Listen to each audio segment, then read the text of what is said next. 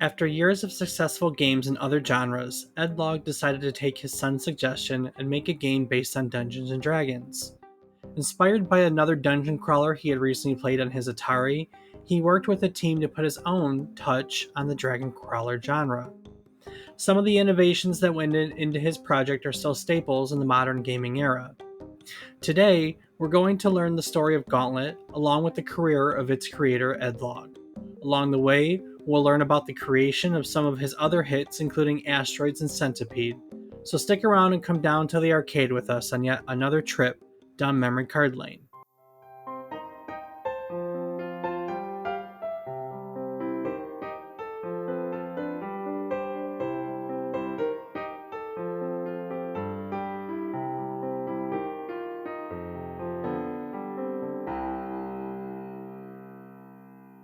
Good morning, good afternoon, and good evening. I hope these words find you well. Hello and welcome to the 166th episode of our video game history podcast, A Trip Down Memory Card Lane. Each week, we can tell you a story about one topic relevant to the current week in gaming history. It can be about a game, a console, a person, just one topic relevant to this week. When doing so, we hope to teach you something new about the topic, what it took from the world as its inspiration, or what it gave back to the world in its legacy. Today, we're all going to learn about Gauntlet, originally released as an arcade cabinet in October of 1985. I'm David Casson, and as always, I'm joined by my co-host, who just loves playing with others. He's my brother, Rob Casson. Rob, what's your favorite cooperative activity? I would have to say video games. That's a fair answer. I don't really know what I was walking into with that one. That is a fair and very appropriate answer. So, Sometimes that's what you get, Dave. yeah, sometimes you just state the obvious. So what have you been playing this week? Well, Dave, this week has seen some Rocket League, some Car Mechanics Simulator, some Raft, and some of the finals. That is true. So, a little bit of a loaded week. How about yourself? Well, I've spent the last week recovering from surgery, and as a result, I have zero focus. So I played a little bit of everything. Like, the Switch had a trial of Cult of the Lamb. I've been playing that at night. I've played Call of the Wild the Angler. I tried Call of the Wild the Hunter. I tried a game called The Descenders. I tried Cocoon. I tried Maquette. I tried Kill It With Fire. Totally Reliable Delivery Service. Party Animals. I played the first few hours of the remake for Dead Space. I know there's others I played. Oh, and we played the finals too. It's just been a whole lot of different things. I haven't been able to stick to just one, but it do be like that sometimes. Indeed, it do, Dave. Have you ever tripped on Gauntlet before? I cannot say that I have, no. No, it's all right. It doesn't even ring a bell. Yeah, rings a bell to the guy who made him though. Oh, yeah, and who is that? His name is Ed Logg. He's been around Nice name. since I know he's been around since the beginning of video games. As Oh, He really has. As a student studying math and computer science at Berkeley and then Stanford, he remembers playing the original computer game, which is Space War, in the school's artificial intelligence lab, right? After college, he took a job at the Control Data Corporation, which was a mainframe and supercomputer firm. It was one of 9 major US computer companies that existed through most of the 60s. In that time period, he recalls porting games from Stanford and to the CDC computers because they were mainframe computers. So you move games back and forth. There were games such as like the original Star Trek video game, the original Dungeons video game. In the late 70s, like most gamers, he was impressed with the Atari 2600. I believe it came out in like 78. Coincidentally, the office that he worked in for the Control Data Corporation, they were right across the street from Atari. After hearing good things about the company from some coworkers that had jumped ship over to the Atari over to working for Atari, Logg decided to apply for a job opening in their coin op division and was subsequently hired and brought over to the Atari team. His first project was called Dirt Bike. It was a top down racing arcade game inspired by another game called Sprint. Sprint was a stand up cabinet. They made it a bunch of variations like Sprint 2, Sprint 4. That was to designate how many people could play it at once. So it was a top down racing game that would you'd control it with wheel and pedals. One of the early arcade cabinets that you could race the wheel and pedals. Dirt bike was going to be the same thing, but instead of cars, you'd race. I mean, I don't know, like I guess a dirt bike. Oh, I was And thinking like a jet ski or something. I know, right? And did they even have jet skis in the '60s? I would imagine so. Hmm. Yeah, maybe. I don't know when jet skis were made. I And don't either. I never really thought about that, but I don't recall seeing them. Don't recall seeing them. You should look that up real quick when jet skis were made. So, dirt bike was going to be racing dirt bikes. They were going to change the steering wheel for handlebars, which, we had that was kind of the innovations back at the day. And during that, what year? Jet ski was first made in 1973. There you go. So this would have been pre jet ski. Wow, it's a crazy world.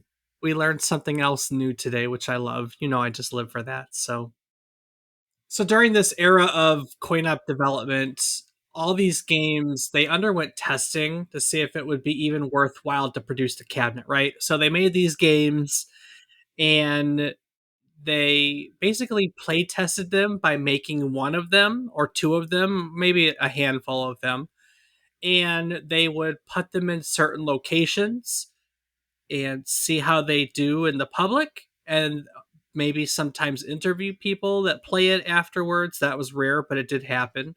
And then based on mostly the amount of money that these cabinets made stacked up against, they'd put it alongside the Space Invaders and Space Wars and stuff of the world, but they would see how these cabinets would do alongside those cabinets, and if they brought money in, they would determine that if they could sell it to the public, to operators of arcades and bars and so on and so forth, and if it would actually be worthwhile to produce. Most coin op games did a prototype. I've read interviews with various guys who made video games from this era, and more than one have said that an incredibly low number, we never really talk about this, but an incredibly low number of games actually made it out of the prototyping session. Like the number for one of them was like only 10% of all the projects I worked on ever made it to full production. So, and most of the time the prototypes would just get destroyed. I mean, we're lucky enough to have some of them. There are some um, uh, I can't think of any off the top of my head right now, but there's some famous arcades where there's maybe 3 or 4 in existence because they were prototypes and saved, but others like were destroyed or repurposed. Like their chips were just rewritten over because what's the point? No, So, that's a good point. I'd never thought of that. It's pretty weird. well, dirt bike is in the category of never seeing existence because it was not successful enough to move into production. The project was completely canceled. I did my usual digging to see if anyone had, a picture or anything in the cabinet. I couldn't find it, so I don't believe Dirt Bike and or its prototypes lived. That's the end of that. So Well, damn. I know. Well, Dirt Bike was going through production. The co-founder of Atari, Nolan Bushnell, was overheard saying that he wanted Breakout, the 1976 brick breaking arcade title, updated. Now, we've covered Breakout before. We did a whole episode on it, which was episode 141. Breakout is a very important title in video game history. It's at the center of some of the early court cases that are all about video game copyright. I can guarantee if you've never researched it or listened to that episode, you probably don't know all the parties involved. There's a whole lot of heavy hitters involved in that story. Steve Jobs has a place in that story. famous Supreme Court Judge Ruth Bader Ginsburg has a part in that story. Go check it out. It's episode 141. But here we are, and it's time to update Breakout. A man named Ed Rothberg takes up the helm, and alongside him is our, star of our story, Ed Logg. Now, the original Breakout was designed as an arcade cabinet using discrete logic chips, also part of the story. Really cool how they worked on that. It ended up having about 100 chips. Um, Seriously, go check it out. There's a whole story around all the logic chips. There was a bounty for getting it within a record.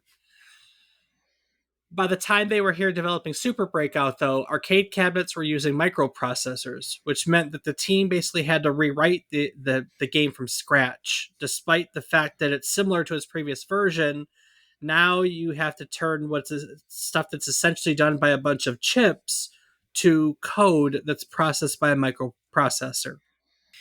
In an interview found within a book called Game Design Theory and Practice Second Edition, Ed Logg describes the process of designing games at this point in the industry. We had one main digital computer, he said, which had the cross assembler for our 6502 base games. We had several girls who would enter our handwritten pages into our program and give us back a computer printout and a paper tape. We would then feed the paper tape through our development system into the RAM, which replaced the ROM on our circuit board. We would debug this using primitive tools and a hardware analyzer, and then write our changes on the paper printout, rinse and repeat. Since this process left time between the debug section and the next version while they typed everything out, I used this time to develop a second game. I would just swap the graphics ROM, which we had to program ourselves, load the new paper tape, and in that way I could kind of work on two projects at once. So soon after finishing Super Breakout, which ended up doing very well, Logg found himself in a meeting with Atari executive Lyle Raines. Raines wanted him to work on an unfinished game that Logg later recalled seeing before somewhere in the Atari building. You were trying to shoot the other player, he recalled, but this asteroid was in the way. Players tried to shoot it. I know I did, even though it couldn't be destroyed. Raines said that everyone just seems to shoot the rock, so let's create a game that lets you blow it up. That game, which we now know was called Cosmos, borrowed its physics model, control scheme, and gameplay from the earliest arcade games, including Space War, Computer Space, and even Space Invaders. But they had a good idea around it, and so they spent this meeting coming up with the design. And by the end of the meeting, they had the entire design of what would become the famous game Asteroids worked out. So players would shoot the big asteroid, which would turn into smaller asteroids, and so on and so forth until they are destroyed. As far as I know, this is our dad's favorite game. Yeah, I'm pretty sure it is. Yeah, It is. I don't think that's ever changed, unless Battlefield took the helm. I don't Let's know. say Asteroid classically, Battlefield modernly. So I still think it's Asteroid, even modernly. And the guy just loves that game. But Logg saw one potential problem with their initial design. Once players were down to one rock, there was nothing stopping them from flying around and doing nothing to prolong gameplay and just, keep other people from playing the game. So Logg ended up coming up with a solution. There were two different UFOs. One is nicknamed Mr. Bill, and the other is nicknamed Sluggo. They were named after the SNL sketch. These UFOs would appear on the screen and shoot at the player to prevent him from just sitting around to keep other players from being able to play the game.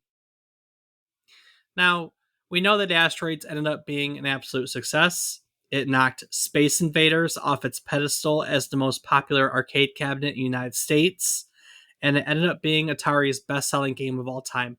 I really find that fascinating if you think about it, because to me, Space Invaders, if I had to choose between the two, Space Invaders would be my choice. I I I guess it was by the time it came around, people were tired of Space Invaders. I don't know. It's tough. I just think that there's more happening in Space Invaders. I've always thought of it in my mind, it's a later, more advanced game, and actually it came before. You know what I'm saying? Sure, Dave. I didn't play enough No. of them really to have much of an opinion, so, you know. So Logg ended up receiving a promotion sometime after the success of Asteroids, and he found himself in charge of assigning other people to develop the ideas laying around at Atari. Somewhere around this time, it would be about 1980, there is a young computer programmer at General Motors. Her name is Donna Bailey, and she hears the debut album of The Pretenders. I believe it was self titled, and there's a song on it called Space Invaders. A friend had heard Donna say that she had liked the song Space Invaders, and he got really excited. He told her that there was a Space Invaders game at a bar nearby. She did had no idea what it was, never tripped on it before. So they went to lunch so that she could see what the song was about. And she recalls that the first time she played Space Invaders, she lost all of her lives before she could even figure out what you had to do on the screen. But as she continued to play it, she found video games like really intriguing, right? So she began to ask around about Atari. So Donna Bailey found video games intriguing. She began to ask around about Atari as a company. She learned that Atari was using the same Motorola processor for their video game systems as she was using to program the climate control system in cars. I believe she was the one who programmed them for Cadillac at the time, for Cadillac cars at the time. So she applied to Atari. She is one of the early female game programmers. She was one of the early females to have assembly programming experience in the entire United States, is my understanding, and she used that to get a job here at Atari. You know, she used her experience programming these Motorola processors to apply to Atari and was hired into their arcade division, where she was working under Ed Logg. She recalled looking at a notebook that Atari had at that point, which was filled with the ideas of game projects that hadn't been made. Speaking of projects that haven't yet been made, we have quite a lot of those ahead of us, don't we, Rob? Well, I suppose we do, Dave. Yeah, each week we spend countless hours researching, writing, recording, and producing each episode of A Trip Down Memory Card Lane. That's right. When we first started, we spent many, many more hours than we do now, didn't we?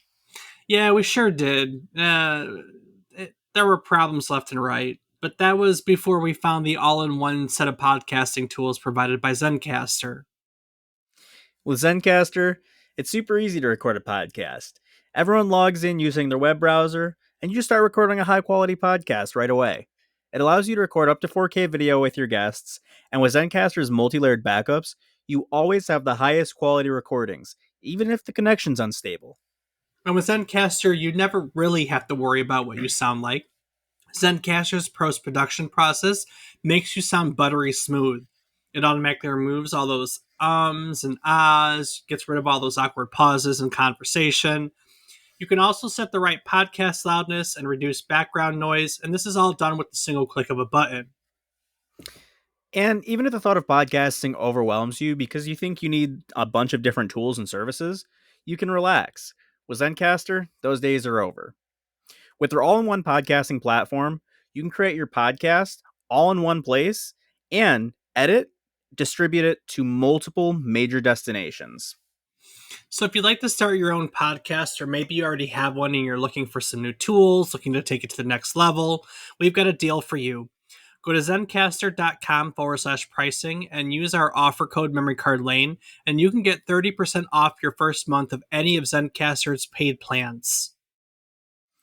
Sign up for Zencaster today, and you can experience the same ease in producing your own high quality podcast as we do each week. So go out and share your ideas with the world.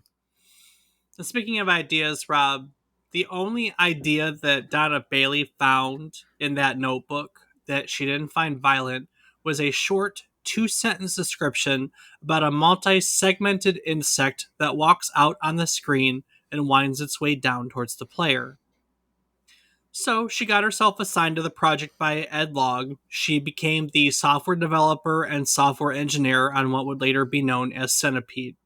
Oh, damn. I thought it was Snake. Logg is said to have worked on game design, while Bailey did about half the programming on Centipede. It was her first video game project. Centipede, as we know now, was one of the first games to have a significant female player base. While designing Centipede, Ed Logg and Donna Bailey intentionally made decisions that would allow the game to appeal to wide audiences and not just male gamers. The trackball based gameplay could be picked up by anyone, and the bright pastel color scheme, that was honestly a happy little accident. One morning in 1981, Bailey recalled, I was working on some code in the lab at the game development cabinet. Centipede's technician needed to make one quick adjustment to the game for some reason, and he asked me if he could take the game, cabinet and all, away from me to do what he needed. This was the only time I remember our technician borrowing the game from me while I was working, so I was patiently waiting for him to finish and give the game back to me. Our technician was behind the back of the game cabinet, and I was in front of the cabinet watching the changes that were cycling through on the screen as he worked. Suddenly, the regular primary colors on the screen changed to hot and vivid pastel colors I had never seen before. I made a yip of approval, and I asked our technician to keep those colors. I could hardly wait to work with the new colors that day, and I felt lucky that I was in the right place to notice an improvement that added no extra costs and used no extra space. Pretty neat. I agree. Just right place, right time. For Ed Logg, the success of Centipede led to him working on the sequel a year later, Millipede. Somewhere in this time period, he had also decided that he was done with supervising. He liked making games, not so much directing people to make games, and he decided that he was spending just way too much time not being able to make games as the boss. During this time, his son, who I believe was about 9 at the time, was also begging him to make a Dungeons and Dragons based game. And at some point, while Logg's son was bothering him to make said game, he tripped on a game on the Atari 1800 called Dandy. So Dandy had come out at some point in 1983. It was a dungeon crawl maze game that was created for the 8-bit computer family. It was released as part of the Atari Program Exchange.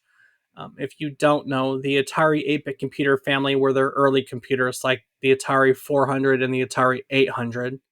I think we had an 800 in the house, if I remember correctly. That was the first computer that I believe the Atari 800 was the first computer I ever learned to program BASIC on. So Dandy got its start as a bachelor's thesis for Jack Palovich as he was wrapping up a degree at MIT.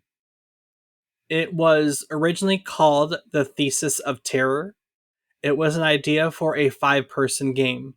Four players would use an Atari as a graphics terminal, while a 5th player would act as a dungeon master and control the game from a different terminal.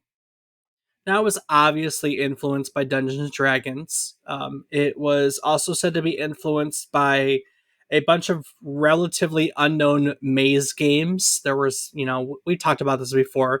There were a ton of games and clones at the time, so they just remember being influenced by several unknown maze games. And then they were also influenced by the 1981 hit game Defender.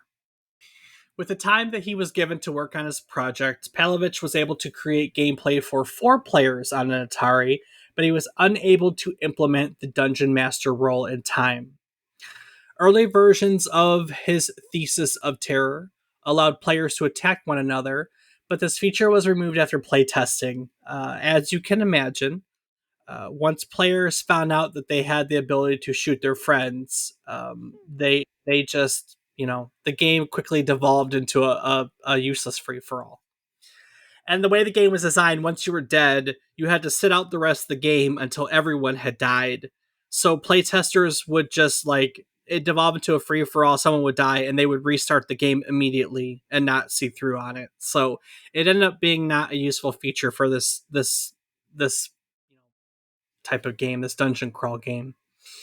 Um, so yeah, so he worked on it, got a 4-player dungeon crawl maze game finished, turned that in as his thesis, his bachelor's thesis. So the thesis of terror was finished, and Palovich finished his MIT degree. Afterwards, he found a job at Atari, got hired into their research division. There, he helped design an operating system for an unreleased computer, which was called the Atari Sierra.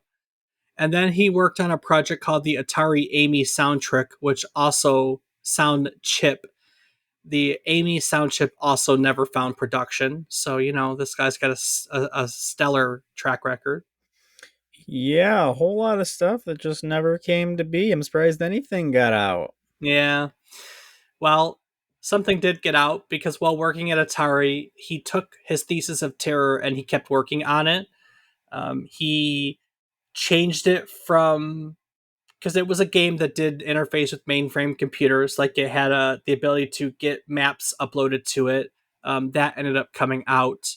Um, so basically, he cleaned it up, made it work as its own standalone product, and released it through Atari's Exchange program, which we've studied before. It was a way for like little publishers to get their games out there. God, I can't remember the last game. I can see the last game we talked about that was an exchange program. It was made by a student. It was a musical game. The last time we talked about an exchange program was a musical game, if I'm not mistaken, which I would have do been not like, recall. that was like our first episode of this year. So it's like 11 months ago. So Thesis of Terror became Dandy, which is a play on the term D and D. Ha ha ha, good one. Yeah. Dandy was released to the world. From what we know, it is one of the first video games with 4-player simultaneous cooperative gameplay. In it, players are equipped with bows and unlimited arrows, and they fight their way through a maze containing monsters, monster spawners, keys, locked doors, food, and bombs in search of an exit leading to the next level.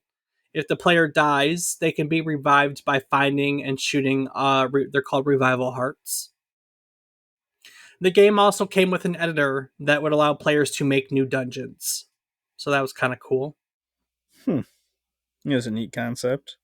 Not And very common. no, not very common. But I mean, really not at the time. Well, yeah, that's. I mean, now it's definitely a lot more commonplace, but I was speaking in the context of the given time, Dave. Oh, man. Crazy how you did that. And so Dandy falls in the hands of Ed Logg. And, after hearing his son nag at him to make a D&D game and then playing Dandy, he was inspired to create his own Dandy, so to speak. So design on his new project starts around September 30th, 1983. There is an internal design document from Atari for this project. The project is titled Dungeons. The document is dated January 4th, 1984, and it has a brief storyline which is as follows. The noble knights and magicians of the realm must rid the castle Mordanima of the evil demons and monsters and restore it to its original glory. 1 to 4 players act and react in a multi level maze dungeon castle. Fast action, real time adventure game with players cooperating with each other to stay alive. Players must navigate the maze, kill the nasties, eat food, collect treasures, open doors, and find their way deeper into the dungeon until they reach the Hall of Death. This is the final resting place of lost goodies. They will then grab as much treasure as they want and try to escape back to daylight, thus ending the game. Or possibly the player could start another trip at this point. That's in parentheses. They continued this design document with a section entitled Brief Character Description.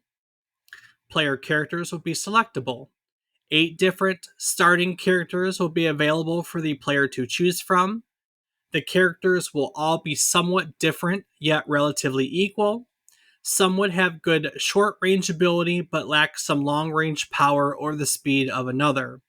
They would be dressed or color coded to distinguish them as to player ownership. The player pawns would move around the maze controlled by the player. They will need to find keys, food, treasure, and other assorted items while trying to kill their opponents. And then the document divvies the character up into 3 categories. And in those categories, we see where the design team had been looking for inspiration. So, number 1, long range. Some missile weapons, arrows, fireballs, rocks, whatever. Lily says ... whatever. Oh, Uh, okay. does damage to opponents, similar to Centipede. Number 2, short range, sword, or other close-in weapon does damage to opponents, similar to Joust, Ultima 2, or Alibaba. And number 3, smart. Smart bomb would kill all, with exceptions as in parentheses, opponents within a screen area, similar to Defender and Dandy. So the team took the design document. They laid down their first player art on January 12th, 1984. They started out with the designs for 4 characters. On the art design, the little sketch of them, they're named the Amazon, the Hawk, the Magician, and then there's a elf-like character that doesn't have a name under it. Of course, we know it becomes the elf. Oh, good, clever. I know, right? Now, what makes Gauntlet unique is that it is one of the, if not the, it probably is the absolute first game to allow for drop in, drop out gameplay. Oh, It's definitely not the first game with 4 players, right? We talked about Dandy, and in arcades you already had games like Tank, which had 8 players. Sprint had 4 players for, they had Sprint 4 with 4 players. So there were a lot of games at the time that already had 4 players. But any game like that, you started and you stopped together, right? So like you can't pop into a game of Sprint in a race in the middle of the race. That's just not how it works. You start the race, you end the race, end of your quarter. What they were going for with Gauntlet is they wanted to allow people to pop a quarter in and join the game no matter where the other players in the game were.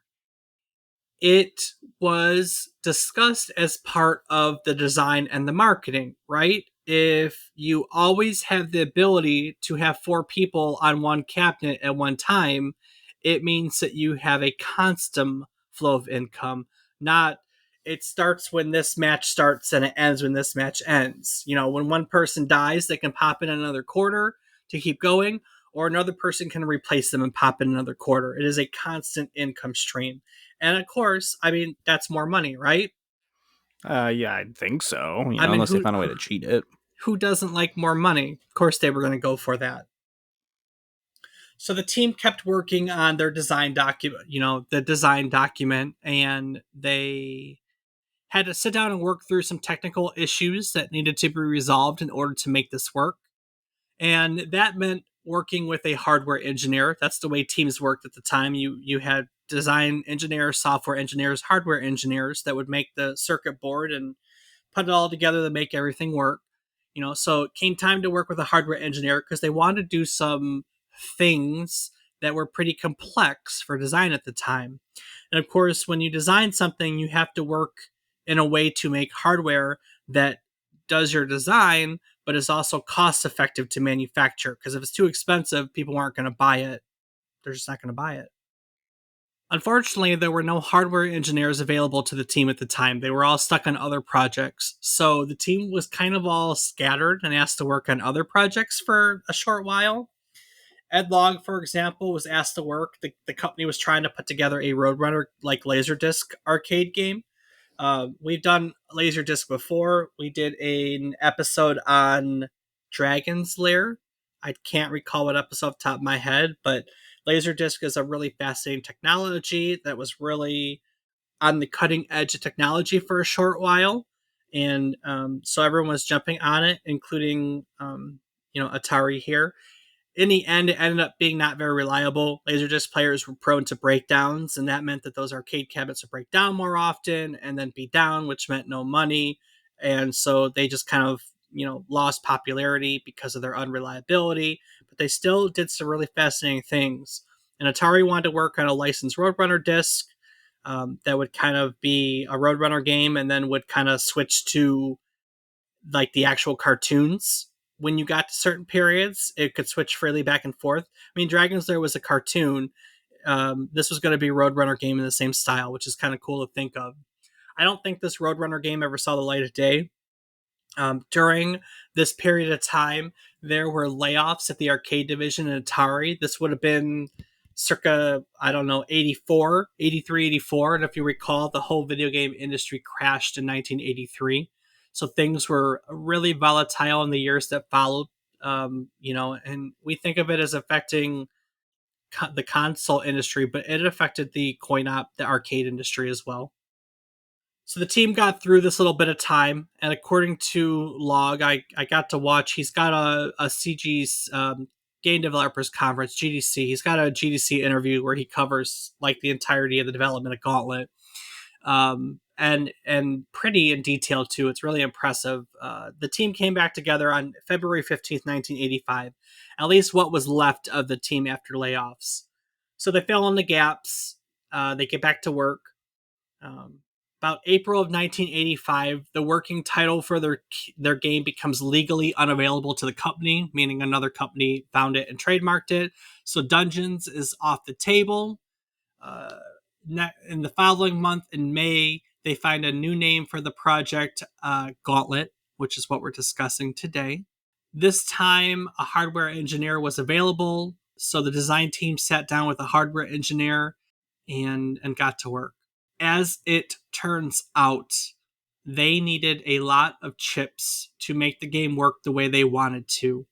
And because of that, their PCB, their printed circuit board, I'm going to joke and call it their proposed circuit board right now, it needed to be huge. Like, I think their first design had an 18 by 18 board and like a 16 by 8 board as a riser. I mean, we're talking a huge circuit board. Yeah, that's insane. And that was a problem because there were restrictions on the size of PCBs for Japanese cabinets. So the team had to come up with a solution to make their circuit board in a smaller form factor. Because of this, they worked on designing a more complex circuit board. You see, up until that point, all of the PCBs in Atari machines were what we call two-layer circuit boards, which is exactly what it sounds like. There's a top layer and there is a bottom layer. But in order to squeeze everything they wanted into a smaller space, the hardware team actually had to design what we call a four-layer PCB, which is also exactly like it sounds. A really simple way to look at it is that you take two of the two-layer circuit boards and you just sandwich them together.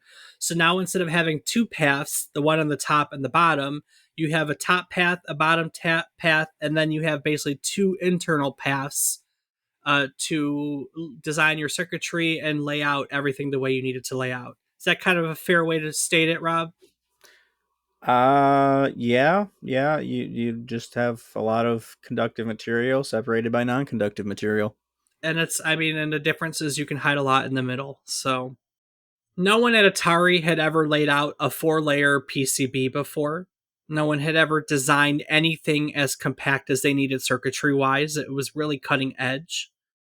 Gauntlet became the first four-layer PCB board for Atari, and it became the standard by which all future circuit boards were designed in Atari cabinets. They pretty much, I'm sure there were exceptions, but they switched to four-layer PCBs pretty much moving forward. Because once they got through the first one, once they figured out how to make it fit together and make it work, and then like when you have a four-layer printed board, all the little soldering points are what we call traces.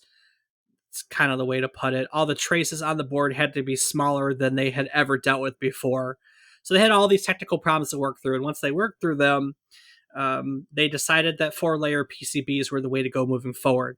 I think it took that 18 by 18 with the riser board to like 14 by 12 is the final board or something like that, which was perfectly able to fit inside all the limitations. So, and there were some other problems to solve too. The team innovated in many different ways. There were actually 5 patents granted for this game where we can see some of their innovation. One, of course, is they patented the multiplayer cooperative gameplay that hadn't been done yet. They designed a collision algorithm where they kind of divvied up the map in grids and only focused on collision in those grids so they could have really good collision that was kind of complex without completely draining the system. So they worked on a collision algorithm, which they were able to patent. They were granted a patent for what's called look ahead motion objects, where again, you don't want to write the whole screen and everything on it. Let me put that into perspective. One of the things that Gauntlet is famous for is having waves of enemies come at you. And I mean waves of enemies coming at you. Like the number of enemies that would come at you at one time was more than had ever been seen in another game.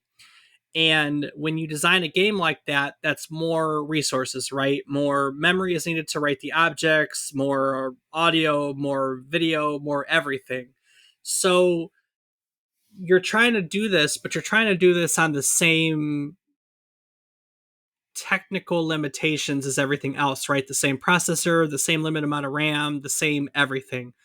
And so the way, like, we have that same problem in modern gaming, right? Like, you only have so much memory and processor, and in our case, video memory, graphics cards, things like that. And so a common way to overcome that is that you don't write, like, you don't draw and calculate the whole world at one time, right? Because if your computer tried to calculate the whole of World of Warcraft or the whole of Starfield or whatever game that you're doing in like an open world game, for instance, it wouldn't work. It would, like, your frame rate would be like zero point 0.1 frames per second, for instance.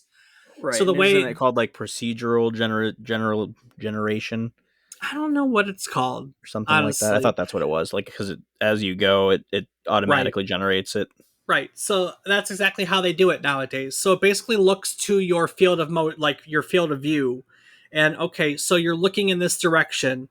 And so the only thing that it's drawing is the stuff that's in that direction. The only thing that it's calculating is the stuff in that direction. I mean, that's simplifying it. Sometimes they calculate things outside of your field of motion, depending on the game. But I mean, the way they do it is it really, things are only happening where you're going, and that was a novel concept. And they worked something similar back here. It was a concept called look ahead motion for the objects, and basically it just set the objects in motion as you looked ahead towards them. And they kind of use that to make the multiplayer waves here in Gauntlet, and patented it. And then they designed something called slips. It's called starting link points. There were over 1,000 different motion objects possible in Gauntlet. It was a big game. They had to derive a method with how to tell the game only to draw which objects they wanted on screen related to what we are just talking about, and not all 1,000 objects that it had in the game's memory. So what these slips were, these starting link points, they were basically points that had lists attached to them. And that list was what needed to be drawn. And that is how the game told itself what needed to show up on the screen. So they were able to patent that because that was a new technique to go about that too. So they patented that with a few patents, actually. So there were all sorts of interesting things. All sorts of interesting things. So the team finishes the game. By now, they originally had said that they wanted 8 players in the design document, but, we kind of only saw 4 in the art. They never got past those 4. So they whittled it down to those 4, which ended up being a warrior, a wizard, a Valkyrie, and the elf that we originally saw. Like coin-op games were of the time, the game was put through playtesting. They actually did do a player survey at its first field test, which, like I said earlier, was not commonly done. In its first field test, they interviewed 19 players. Player ratings of the game were almost as high as possible in their rating system.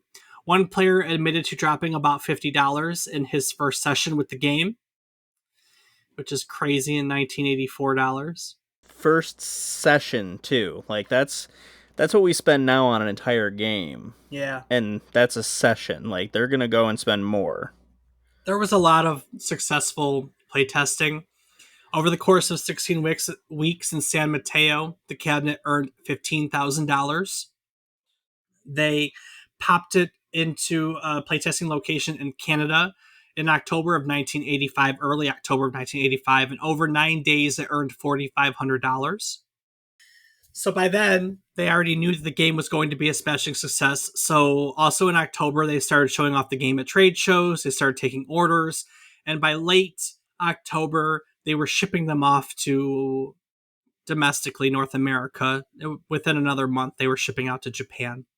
And Gauntlet remained a huge success. Depending on what publication you check out, it's either the highest or second highest earning cabinet for all of 1986. Atari ended up selling something like 7,800 cabinets domestically. I saw an internal document where they had this stacked up against another game, which was called the Temple of Doom, which they only sold about 2,800 cabinets, just to kind of give you an idea how big this was for them. And sometimes with success comes controversy. Gauntlet is incredibly similar to its inspiration, Dandy. So, of course, shortly after its release, the creator of Dandy, John Palovich, threatens to sue. Basically says, hey, this is my game concept. You just kind of changed a few things and you named it something else. So, of course, Atari and Palovich, and I'm guessing Logg and everyone sit down and go to arbitration. They end up settling the claim out of court. It is famously reported that Palovich was given a Gauntlet arcade cabinet for his part in creating Gauntlet. So, Wow. Here's your compensation. You get a cabinet. yeah. There have been some rearranging of the credits for the game in various versions. I think Logg's name was taken off some of the early versions or ports, or I don't remember how it is. I forgot to look it up. But he gets credit now. He's credited correctly in the credits in versions. That's all changed, between the game and its ports.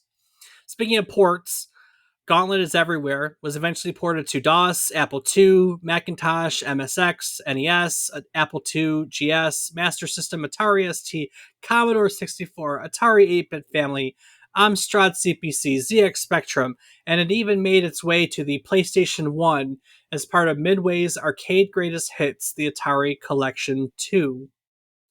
Dandy, as a side note, was eventually reworked by Atari and published for the Atari 2600, 7800, and their 8-bit computers as a game called Dark Chambers, which wasn't nearly as good as the original. Like, it was only a 2-player game, and it had way few enemies on screen as Dandy did. So they kind of took all the fun out of it and re-released it as Dark Chambers.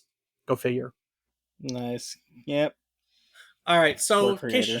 case you don't know, came out in 1985, October 1985. It's a fantasy themed hack and slash arcade game. It is one of the first multiplayer dungeon crawl arcade games, probably the first with drop in, drop out play. The game is set within a series of top down third person mazes where the object is to kind of find, you get to the exit in every level. There are various items in each level that kind of help you get there. There are items that increase the player's health. There's keys to unlock doors. There are items that give you points. There are magical potions that can destroy all the enemies on screen, hence the smart bomb in the original design document. You can take control of one of 4 characters. Like I said, there was the warrior, Thor. There was a wizard, Merlin. Thyra was the Valkyrie, and Questor was the elf.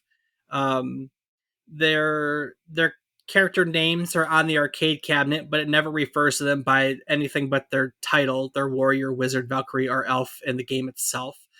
Each character has their own strength and weakness. So, like, the warrior is really good in hand-to-hand combat. The wizard has powerful magic. The Valkyrie is like a tank. It has the best armor. And the elf is the fastest in movement. So, yeah. Your player that you pick is assigned by where you stand on the cabinet in the original version. You don't get to pick it. Like, the left side was the warrior, will always be the warrior. They did eventually make a two-player version of this cabinet to be able to sell it to like doctors' offices and places that don't have the space for the big four-person cabinet. And in the two-player version, you could select your own character. That changed for the two-player version. One of the coolest things about this, aside from the ability that you could play four players at any time, this game also had a voice chip built in. It had a Texas Instruments speech chip. And while you were playing, the game would make statements about the game's rules, like shots do not hurt other players. Remember, don't shoot food. Elf shot the food, and warrior needs food badly. The narrator would occasionally comment on the battle, saying things like, I've not seen such bravery, or let's see you get out of here. When a player's life force falls below 200, the narrator would state, your life force is running out, Elf needs food, or Valkyrie is about to die. I remember playing Gauntlet. I think I played the NES version. I mean, it's a top-down uh, dungeon crawler where mass waves of enemies come at you, and you fight through them to the exit, and you keep going and going and you going. It's like Sounds seeing how familiar. seeing how far you can get in waves. It's a style of gameplay that has never really died. It has just um, changed. It's just changed. It. I think it's fair to say Gauntlet didn't invent the multiplayer dungeon crawl, but it certainly popularized it. It paved the way for many games that came after it. Diablo is like the first one that comes to mind, and games like it, like Borderlands, games that we're very fond of. There are many shoot and loot games that have come after it. It also started the template of drop in, drop out arcade play that became a thing. You see that become incredibly popular shortly thereafter, like 1991. A few years later, you had the Teenage Mutant Ninja Turtles arcade game. Rob, you and I played the Simpsons arcade cabinet recently. That would have been a drop in, drop out, four-person style of gameplay. Oh, really? Um, yeah, yeah, and that Simpsons game, you would have just been able to walk up to the cabinet and pop quarters in at any time to join the game. So, um, and that became a thing. Like, there are certainly games that don't allow for it, but I would say that like a lot of cabinets nowadays are designed with drop and play if it's a multiplayer game. That just became the thing, and it makes sense from the marketing standpoint. Any instead of having to wait for someone to die to be able to play a game, you potentially can extend the game further, and just at any time someone could walk up and keep playing. More money, longer. So someone else could just come along and wait till you're at the next to last level before you run out of cash and take the glory, huh? 100% yes. Damn. 100. Yep, yep, yep. Well, Gauntlet stuck around as a series. Gauntlet 2 came out a year later in 1986, which is basically an expanded version of the original. The most significant change to it is this one finally allowed you to pick your character, and multiple players could choose the same class of fighter. So you could have two warriors or two elves or two wizards in the second Gauntlet, which made for some different styles of gameplay. In 1990, we saw Gauntlet: the Third Encounter, which was a completely new Gauntlet title made specifically for Atari's handheld called the Atari Lynx. Confusingly enough, a year later, they also made Gauntlet 3: The Final Quest, which was the actual continuation of the series. It added four more player classes for a total of 8, and it was an isometric game, like kind of like the original Fallout, and not top down like Gauntlet has been. Gauntlet 4 came in 1993. It added a RPG quest mode, which basically took the gameplay of Gauntlet and added character leveling and item purchasing. Sound familiar? We're getting real close to some modern games. Gauntlet 4 also had a complete port of the original Gauntlet that could be played. In fact, Ed Logg worked on Gauntlet 4. Um, Gauntlet Legends came out in 1998. Gauntlet Dark Legacy, an expansion of Legends, came out in 1999. Then in 2005, we got Gauntlet The Seven Sorrows. And finally, they tried to reboot the series in 2014 with the appropriately named Gauntlet that didn't really amount to anything. A whole slew of games I've never even heard of. Yeah, yeah, it's been quiet on the Gauntlet front since then. So I mean, it's not very well known. Ed Logg's career kept going after Gauntlet. He actually helped bring Tetris to arcades and NES during that whole confusing time period in which everyone was licensing Tetris. That's a whole mess and story in itself that if you want to learn more about, we covered Tetris back in episode 93. But Ed Logg made the Tengen because Atari was owned by Tengen at the time. Um, Ed Logg helped make he helped convince them to license and bring the Tetris to over here with a Tengen version. And he stayed working for Atari Games pretty much up until it was no more. He actually worked on the very first 4-player game for the Nintendo 64, which is not Mario Kart like some people might believe. In fact, a whole month prior to Mario Kart being released, Atari Games released Wayne Gretzky's 3D Hockey. It became the first 4-player game for the Nintendo 64. He also worked on porting. So he worked on all the home versions of the San Francisco Rush series, the racing game. He brought them from arcades. I think there's 3 in the San Francisco Rush series. He brought all 3 titles over to the Nintendo 64. His last game credit came in 2002. He designed a platform game called Dr. Muto, which was published by Midway Games in 2002. The game follows Dr. Muto, a maniacal genius mad scientist whose latest experiment has accidentally destroyed his own home planet. In order to rebuild his world, he steals organic matter from neighboring planets. Dr. Muto uses his invention called the Spliz Gun to mutate and morph into other organisms to complete his tasks. It was a platform game that it got mixed review by critics. So he makes Dr. Muto in 2002, and then he retires. He's been retired ever since. I don't see anything about what he's done since 2002.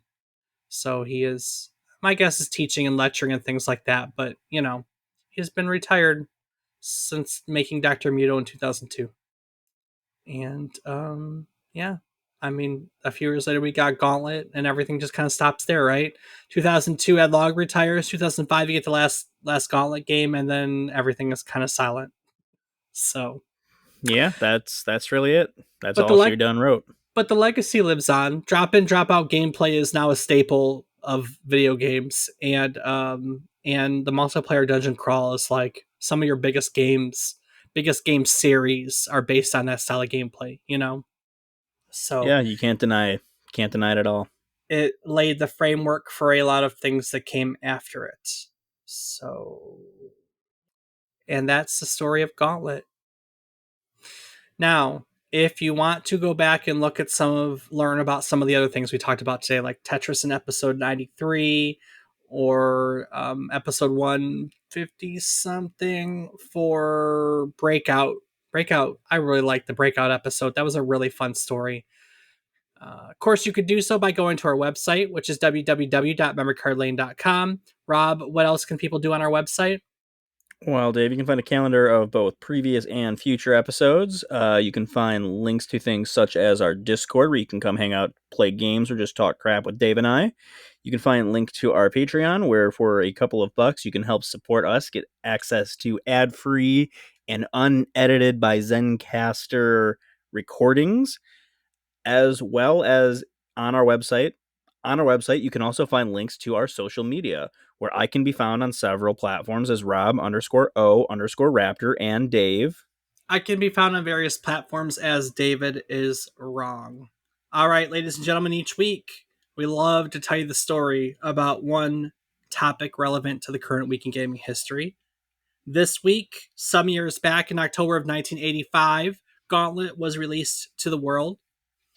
Each week when we research these topics, we learn things. It's honestly the best part about doing this podcast week in, week out, is as we research to teach you things, we learn things ourselves. So in recognition of that fantastic cycle of teaching and learning, we like to go roundtable and talk about what we learned today. So Rob, what did you learn today? Well, Dave, I think that my big takeaway is the creation of the four layered circuit board there, Gotcha. um, because they ran into a problem and they're like, we can't build big, so you know what? Just make it wide, Yeah. smack them together, and we'll make it work. Yep. Let's sandwich this. Like it's knowing how circuit boards are built, which if you don't, it's actually a really cool thing. I would go and learn, watch about them. Having done some circuit board design, I still get overwhelmed just thinking of like two board designs or two layer designs, even like three layers crossing it. But like just to think four layer, it's it's just crazy the thing that these people are able to come up with, and like they were doing a lot of this by hand. I have programs that allow me to do it all on digital computers, and they tell me where I'm making mistakes. But no, these people were just so smart and so ahead of the time that they could just do it by hand, and it's just crazy. The world was definitely a different place. Very, very much a different place for sure. So that's my big takeaway. What about yourself, Dave? I had never heard of Dandy before at all. I didn't know the Gauntlet was derived from Dandy. I didn't know. I mean, I don't know how to put it. I'd never heard of Dandy before, so it's interesting to learn. Sometime we learn things that are different from our perceptions. Like I knew of Gauntlet's significance as a like 4-person multiplayer dungeon crawler, but I didn't know that it popularized the genre. Like it didn't create it. I don't even know if Dandy created it, to be honest. That's up for debate too. But I mean, definitely the game that solidified that style of gameplay, which I mean, as a Diablo fan, is just so ingrained in my gaming life today. Like it's ingrained in my hobby today, right? Like Gauntlet's the game that popularized it. It got it straight from Dandy. I mean, straight from Dandy. Like the games are so similar. Um, so that was interesting to learn that and the Thesis of Terror. I think that's fantastic that that's what his game was called. It was called the Thesis of Terror. I mean, that's a pretty damn good name, and obviously, as if it's going to be your thesis, why not call it terror? Because those things are terrifying, from what I've heard. Yeah, for sure. Faux show. So yeah. All right, Rob. Well, before I take it out of here and we look ahead to next week, is there anything you'd like to add to today's episode? Well, Dave, as always, I do want to take one quick moment to say thank you so much to everyone for listening. We really hope that you enjoy and that the knowledge that we bring you is something that you enjoy. And if not, well, then thanks for listening anyway, because it's still time that you're here spent with us. So thank you. Yeah, what he said. Just kidding. Thanks. All right, Rob. Well, next week we're going to look back at the beginning of a video game series that has recently sprung back into pop culture. It recently got its own television series. This game's plot is centered around a competition in which various drivers and modified vehicles must destroy the other vehicles in an attempt to be the last one alive. Released in November of 1995, Twisted Metal is a vehicular combat game that was very successful. It spawned a whole slew of games and now a television series, and we're going to take some time to learn all about its history. So join us again next week as we participate in a freeway free-for-all on yet another trip down memory card lane. Do the thing. Doobie doo ba ba da doo doo doo ah ba da.